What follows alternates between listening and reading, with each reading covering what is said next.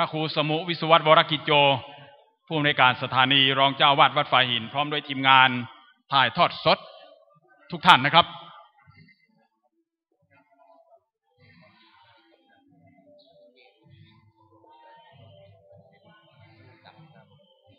สำหรับจอดรถนะครับเนอะโซเฟอร์ของพระเถรานุเถระนะครับที่ทางด้านเหนือพระวิหารก็ได้ทาง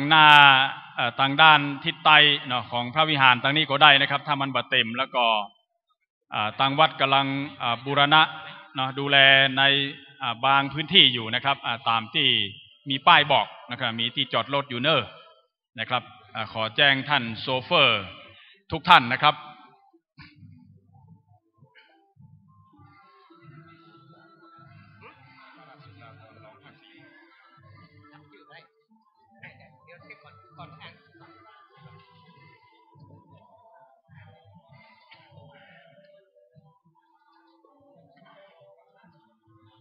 สำหรับที่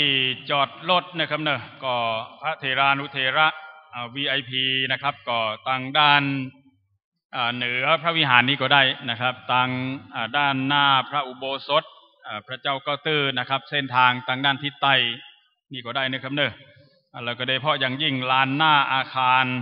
โรงเรียนบาลีสาธิตศึกษาก็ได้นะครับอันนี้ก็เป็นสถานที่จอดรถหนึ่งในจำนวน8จุดนะครับตึงโรงเรียนวัดสวนดอก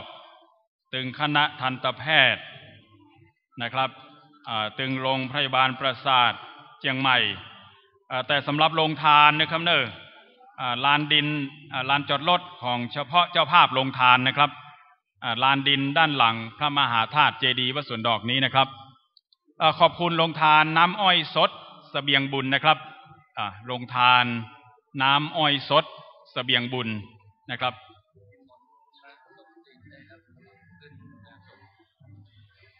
ในขณะนี้นะครับก็ใกล้จะถึงเวลาเนาะก็ขอกราบข้าเจ้าผู้น้อยนะครับในนามศิษยานุศิษย์ของวัดสวนดอกนะครับในนามของคณะกรรมการจัดงานทุกฝักฝ่ายนะครับในนามชุมชนสวนดอกขอกราบอาราธนาเมตตาปารมีธรรมพระเดชพระคุณทั้งปวงนะครับที่เก้ากระผมได้ขอประทานอนุญาตอ่านรายนามราชทินานามในพระเดชพระคุณทั้งปวงนะครับขึ้นบนอัฐสงฆ์ได้แล้วเนอะนะครับขึ้นบนอัฐสงฆ์ได้ตั้งแต่เวลานี้ไปเลยนะครับเดี๋ยวถ้าพร้อมนะครับแล้วก็จะได้เริ่มประกอบพิธีนะครับในช่วงของการประกอบพิธีอาจารย์เฉลิมเวชนะครับเนาะหรือศิลปินจ้างซอเฮาเนาะแหมต้านหนึ่งก็มาช่วยหอมบุญหอมแหงเนาะในด้านพิธีกรรมพิธีการตัวนะครับจากคณะเทคนิคการแพทย์